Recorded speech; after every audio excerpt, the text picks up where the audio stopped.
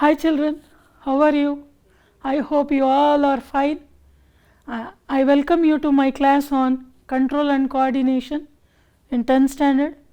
So, this is my first session. Let us see what all we will study in this session. In control and coordination, we will study about how chemical coordination takes place in plants. Then we will also see how the phytohormones and the tropic movements takes place in the plants. Okay. So, we will be studying about these in this chapter, and in this growth hormones we will also study about growth promoters as well as growth inhibitors. In the second session we will be studying about endocrine glands, types of endocrine glands and the importance and its functions. Third session we will be studying about nervous tissue, its types, structure and functions of a neuron, structure and functions of different parts of central nervous system. In the fourth session, we will be studying about parts of the brain, structure and functions of the brain, and also how to draw a brain. Next, in the fifth session, we will be studying about parts of the spinal cord, structure and functions of the spinal cord, and finally, the most important of all, revision. Now, let us come to the chapter. So, let us see here what is taking place here. You can see that a kid is touching the plant of Mimosa pudica. What is happening here? The leaves are closing in this plant. So, as soon as it is touched, it is moving. So, this is one type of movement you see in plants. Let us see several other types of movements in plants. For example, you can see here a seed is germinating, the roots are going deep inside the soil and the plant is sprouting. Let us see another movement, that is the sunflower plant. The twigs you can see, they are rolling to the support, and you can see several other movements. Plants are moving towards the sunlight. So, these are several movements. You can see further more movements. See here, you saw so many movements. What may be the reason for all these movements? See, these movements are mainly for survival. Some are in search of food, some are responding to the stimuli, some are hunting hunting the prey. So, all these are different types of movement taking part. You can see some more. Here a hydra is moving its tentacles, and here another animal is producing ink to escape from the enemy. So, sepia is producing ink to escape from the enemy. Here children are playing for the sake of entertainment. You can see that they are lifting hands, shaking their heads, etc. It is another type of movement that you are seeing. So, you find so many types of movement. It may be for hunting, for escaping from the enemy, it may be entertainment, it may be for the sake of growth or many other purposes. So, today we will be studying about some specific types of movement mainly meant for growth purposes. So, how does this movement take place, why does it take place, and other details of it. Okay. Now, let us see here first basic type of movement, that is responding to the stimulus. So, this is a type of chemical coordination. When a person touches an hot object, he immediately withdraws his hand. This is one other type of movement, that is responding to the stimulus.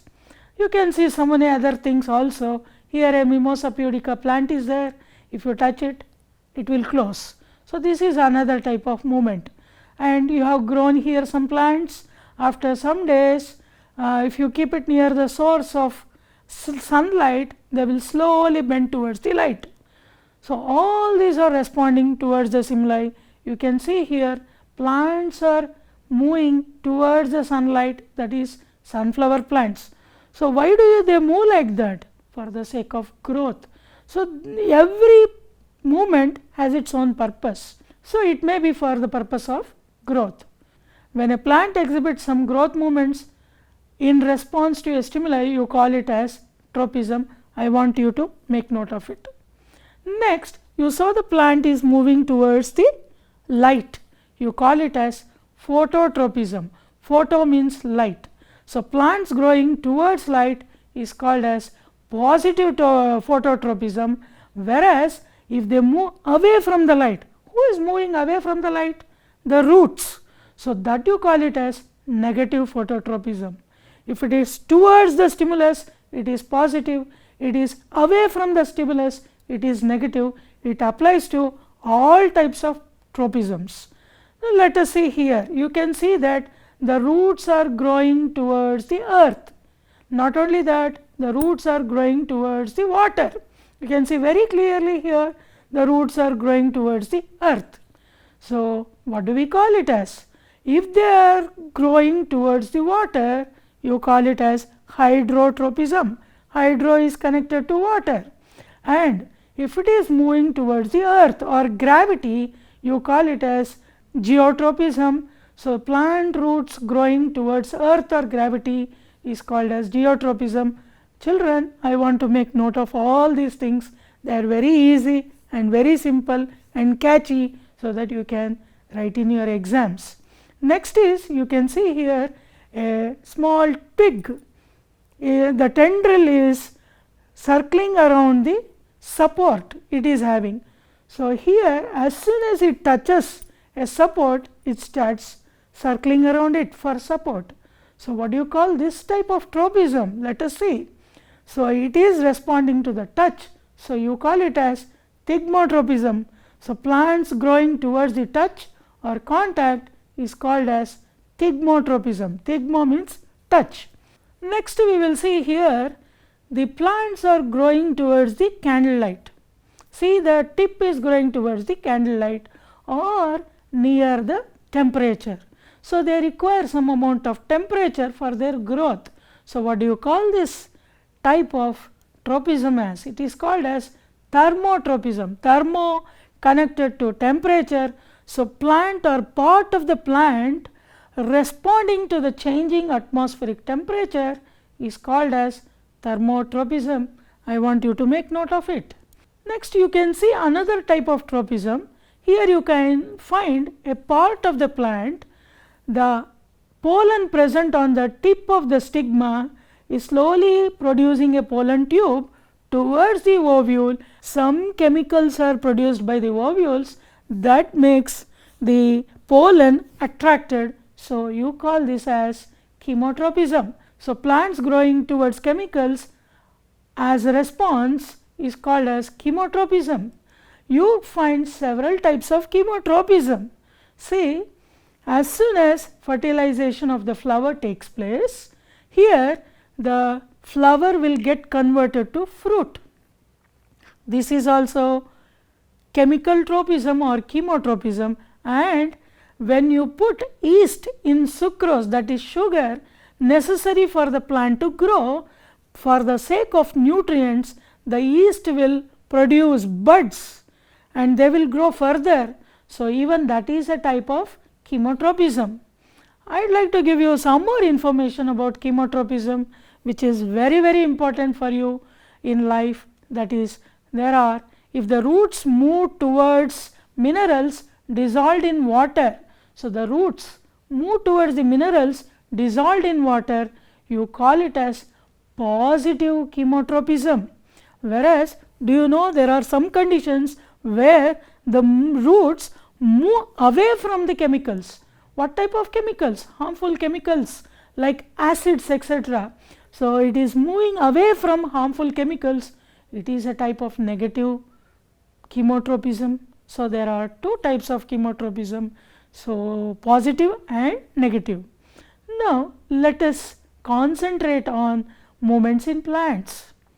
This movement in plants are tropic movements meant for growth.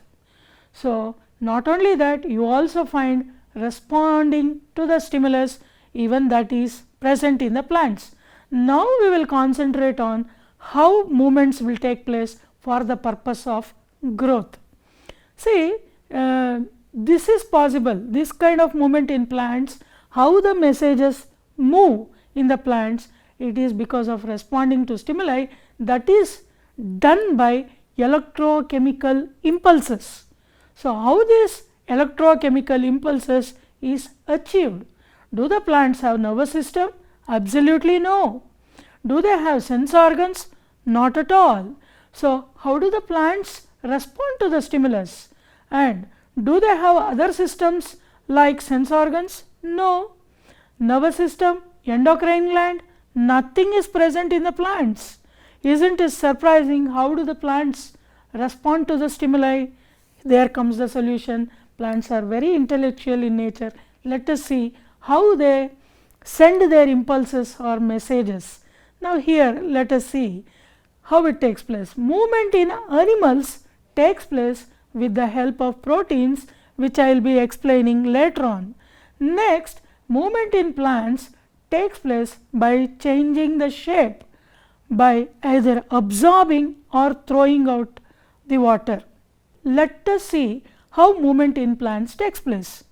It changes its shape either by absorbing water or throwing away water. If it throws away water, it will become flat or flaccid. Hasn't its shape changed? Yes, it has changed. If it absorbs water, it bulges. So, the shape changes according to the requirement, whereas in animals it is because of some proteins. So, let us see.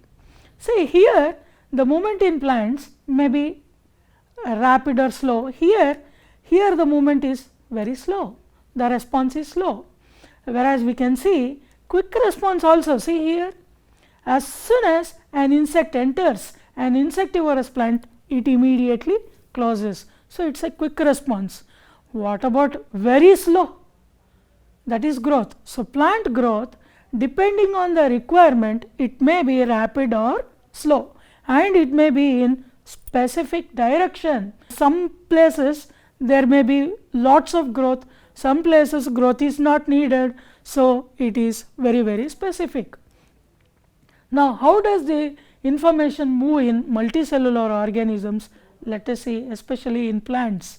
So, it may be rapid in touch me not plant, slow in sunflower plants towards the sun.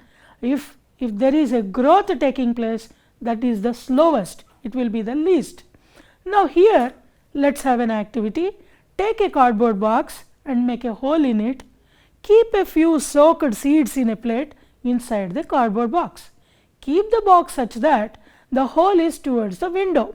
Observe daily and record, and then discuss your inference. What do you prove by this? I want you to do this activity. Next, we will see another activity. Here you grow a plant. Keep the plant towards the light or window source. You can see the shoot system automatically growing towards the light. In another case, you take a potted plant, put it horizontally, automatically you will see that the roots are coming down. The roots are coming down mainly because it is positive geotropism, negative phototropism. So, all this you can see. How all these messages are conveyed? Let us see. In animals, the growth is very specific. It may be slow or rapid, and in the form of rapid electrical impulses.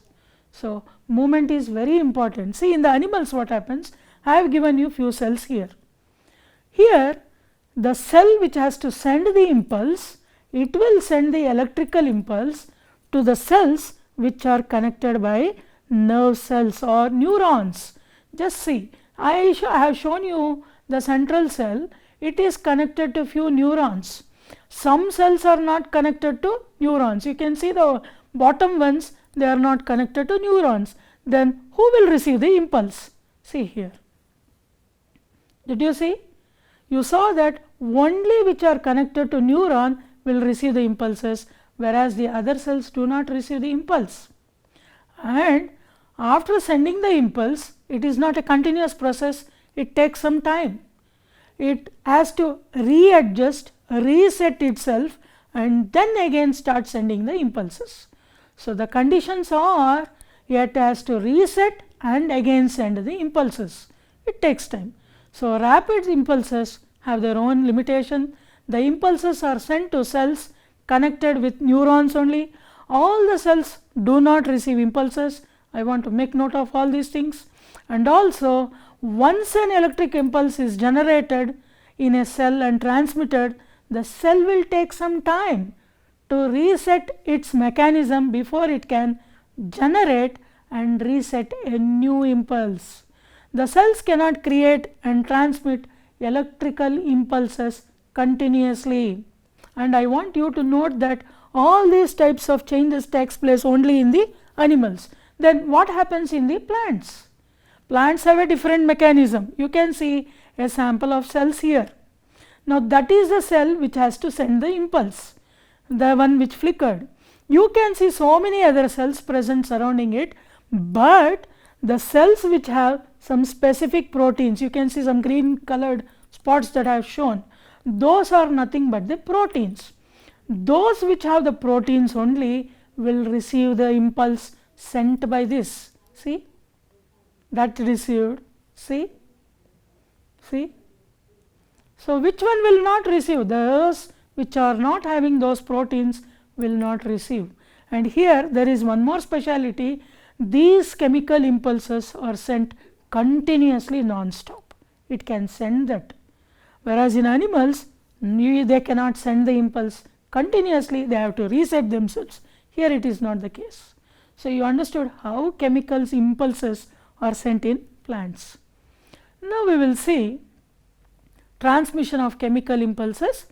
Please make note of it. Chemical impulses are slower, potentially can reach all the cells in the body. They are very steady and they are persistent.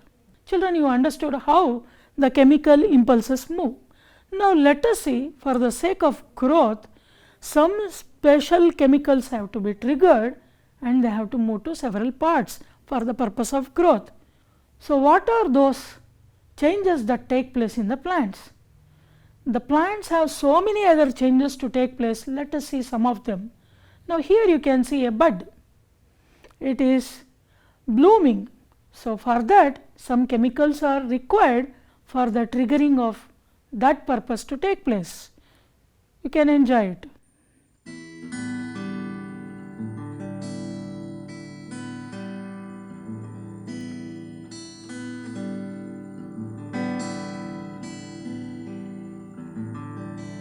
Next you can see for blossoming of flowers. See how beautiful they are. For this also chemicals are required.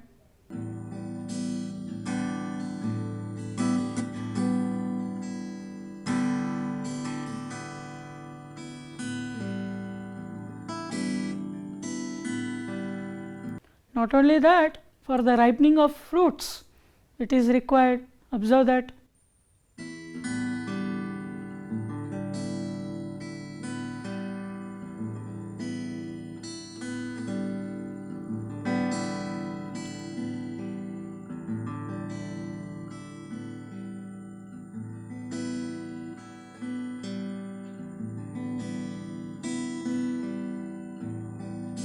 You can see the fruits falling.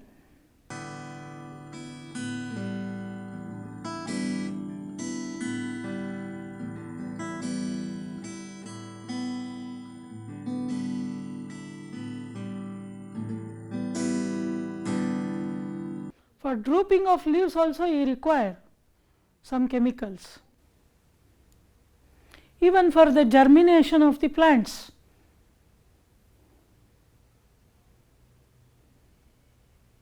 Do you know who helps all this?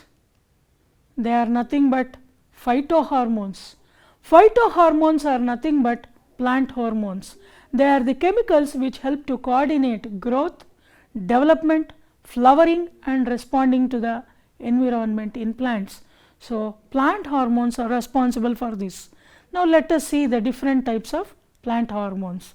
Plant hormones are basically two types. Some help in growth promotion. Let us see which are they. They are auxins, gibberellins and cytokinins, whereas there are some hormones, they are the inhibitors and you call them as abscisic acid. Let us see how each one of them function. First one is auxins.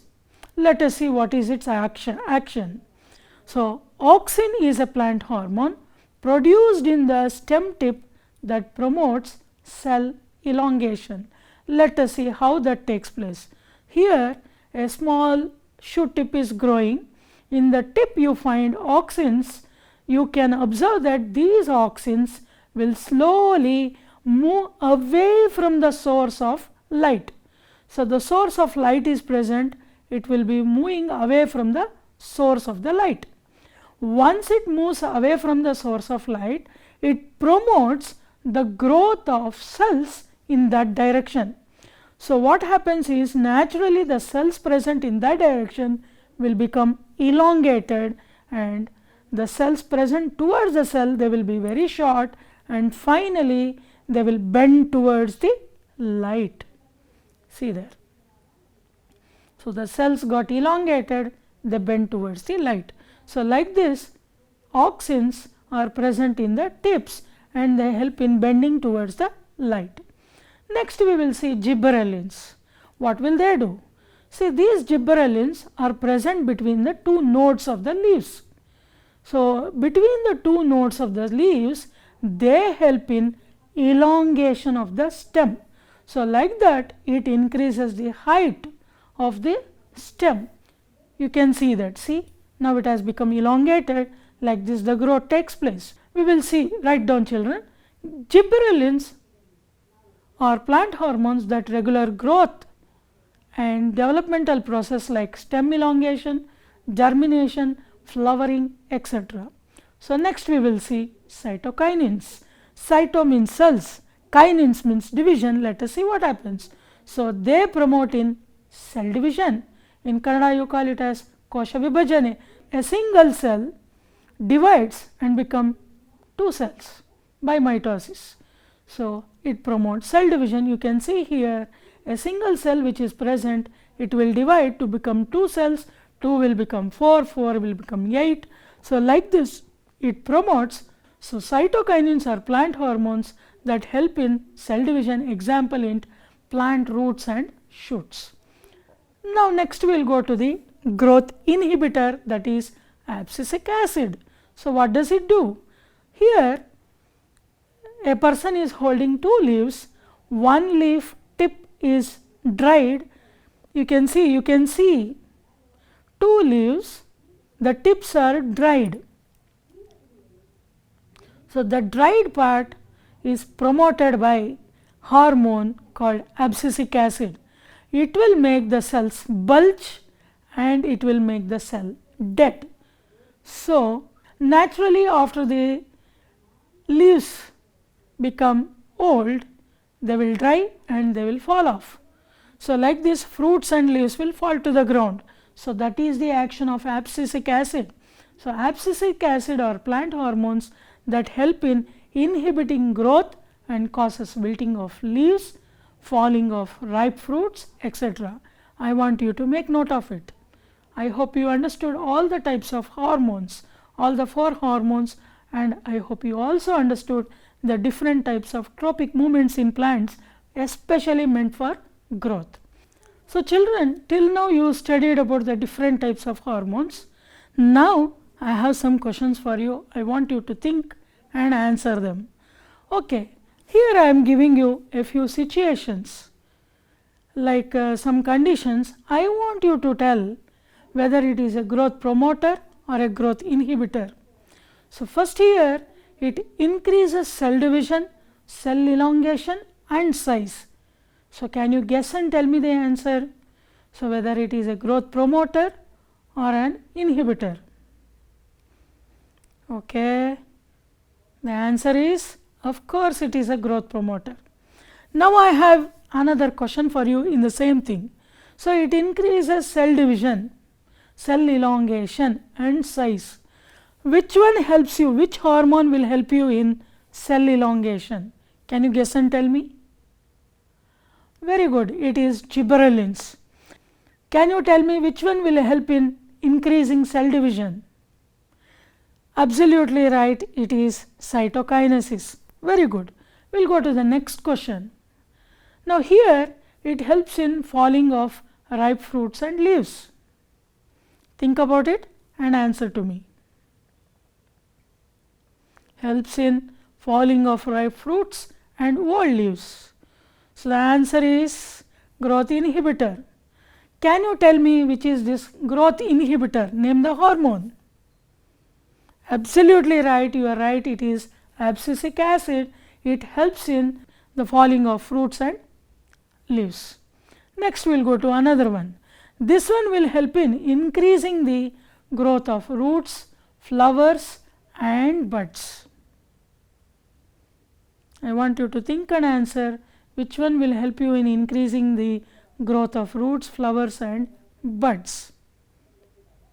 So the answer is growth promoter.